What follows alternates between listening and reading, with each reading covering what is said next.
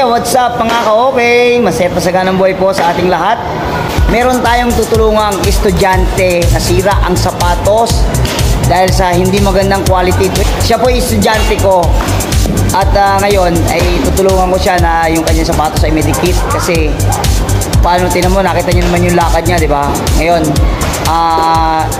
muli ay magtuturo ako ng kung paano gumamit ng rugby bilang pandikit sa sapatos. Kaya sana po panoorin nyo dahil ito, alam ko makakatulong ito sa inyo kapag nasiraan din kayo ng sapatos at gagamit kayo ng rugby.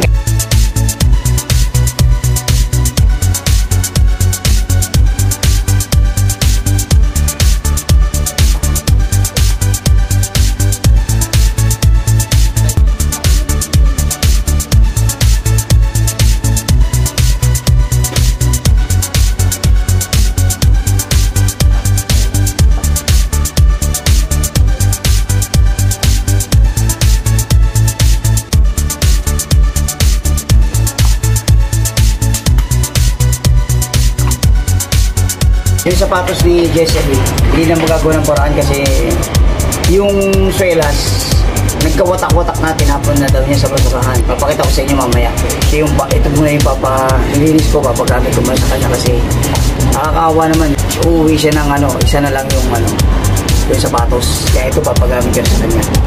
So ito na po yung sapatos na nilinis ko, nakita ko dun sa tambakan. Kaya ko ito nilinis kasi ito na muna papagamit ko sa kanya dahil papakita ko sa inyo yung sapatos. Wala nang ang hirap ng i-repair eh. Ito. Yan. So nakita nyo, ito yung sapatos niya. Oh. Yung swelas dito, yung pinaka-swelas na parang rubber siya, nagka-durug-durug na. Tinapon niya na sa basurahan. Kaya hindi ko na magagawa ng paraan, hindi ko na madidikit ng rugby. Kaya ang ginawa ko, naghanap na lang ako doon. Kaya tinan mo, uuwi siya ng ganito. Hindi na magagamit ko talaga. Oh.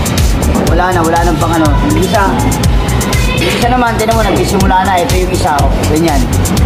So, mahirap na magawa ng paraan to. Dahil kulang-kulang na sa pyesa, kaya ito na lang papagamit ko sa kanya para sa kanyang pag-uwi. Yan.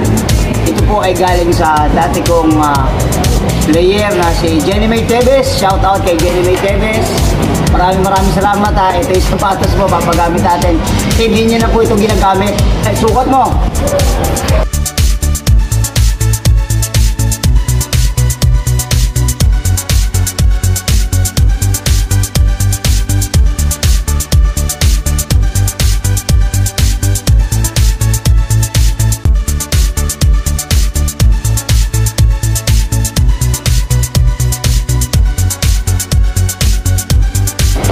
Okay, so ayun po, kahit pa paano ay nagawa natin ang paraan na hindi siya umuwi na sinasira yung sapatos.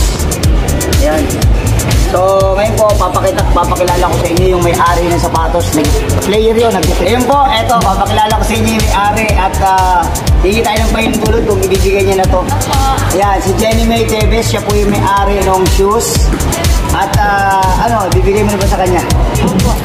Oh, kasi matagal niya na daw itong hindi nagagamit. Kaya naka-stock na lang doon sa lagayan ng mga sapatos doon ng mga players. Bibigay niya na kay Jesselie.